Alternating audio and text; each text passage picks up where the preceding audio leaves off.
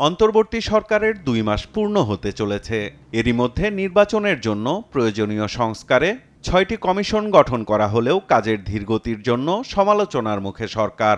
এমন প্রেক্ষাপটে দেশের স্বার্থে গুরুত্বপূর্ণ বিষয়গুলোকে বিবেচনায় নিয়ে শনিবারের সংলাপে অন্তর্বর্তী সরকারকে পরামর্শ দিতে চায় বিএনপি।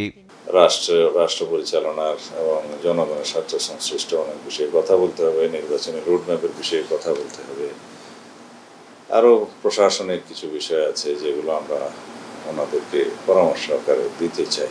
এর আগে রাজনৈতিক দলগুলোর সাথে অন্তর্বর্তী সরকারের ২ দফা বৈঠক হলেও সংস্কার ও দেশকে গণতান্ত্রিক ব্যবস্থায় ফিরিয়ে আনতে প্রত্যাশিত দৃশ্যমান অগ্রগতি না হওয়ার কারণ ও করণীয় সম্পর্কে আলোচনা হতে পারে সংলাপে।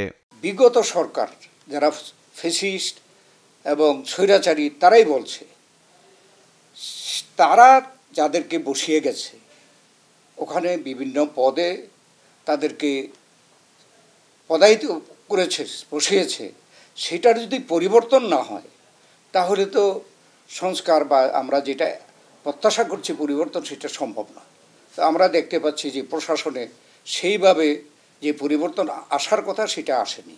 যেখানে আমরা ঐক্যমত হতে পারবো যে বিষয়গুলোতে সেটা আমরা ইমিডিয়েটলি করে ফেলতে পারি, করে আর যেখানে ভিন্ন মত থাকবে সব সংস্কারে যে সবাই এক ঐক্যমত হবে তাও তো না, কোনো বিষয়ে হয়তো বিভিন্ন দলের বিভিন্ন গোষ্ঠীর চিন্তাভাবনা থাকতেই পারে। সুতরাং যেখানে আমরা ঐক্যমত হব না মৌলিক বিষয়ের বাইরে গিয়ে, সেগুলো তো আমরা জনগণের কাছে নিয়ে যেতে হবে, সেটা নির্বাচনী প্রক্রিয়ার মধ্যে জনগণের কাছে নিয়ে যেতে হবে। নির্বাচনের সম্ভাব্য সময় নির্ধারণ করে সে অনুসারে সংস্কার ও আনুষাঙ্গিক কাজ এগিয়ে নিলে অন্তর্বর্তী সরকারের প্রতি জনগণের আস্থা বাড়বে বলেও মত বিএনপির নীতি নির্ধারকদের। তো অন্তর্বর্তীকালীন হলে তো তাদের একটা সময়ের পরে ছেড়ে দিতে হবে, এবং ছেড়ে দেবে কার কাছে? প্রধান হচ্ছে জনগণের নির্বাচিত প্রতিনিধিদের কাছে এই ক্ষমতা ছেড়ে দিয়ে তারা সরকার থেকে বিদায় নিতে পারবে।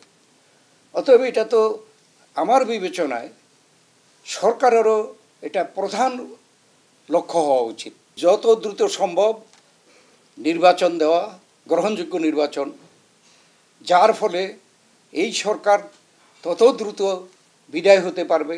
এটা সরকারের জন্য কল্যাণকর, দেশের জনগণের জন্য কল্যাণকর, গণতন্ত্রের জন্য কল্যাণকর। জনগণের চিন্তার প্রতিফলন ঘটাতে গেলে আপনাকে কিন্তু গণতান্ত্রিক প্রক্রিয়ায় ফিরে যেতে হলে আপনাকে যত সত্তর নির্বাচনী প্রক্রিয়ার মাধ্যমে আপনাকে দেশের মালিক জনগণের কাছে যেতে হবে, তাদের চিন্তার প্রতিফলনের মাধ্যমে আপনি দেশের গণতান্ত্রিক প্রক্রিয়াটা অব্যাহত রাখতে পারবেন। প্রথমে ইনস্টল করতে হবে, এটা অব্যাহত রাখতে হবে। দেশে একটি সুষ্ঠু গণতান্ত্রিক ব্যবস্থা ফিরিয়ে আনতে যে কোনো সিদ্ধান্ত নেয়ার ক্ষেত্রে রাজনৈতিক দলগুলোর সঙ্গে অন্তর্বর্তী সরকারের নিয়মিত আলোচনা দরকার বলেও মনে করে বিএনপি। এইসবের ভিত্তিতে প্রস্তাবনা। সাইফুল রিপন, দেশ টিভি, ঢাকা।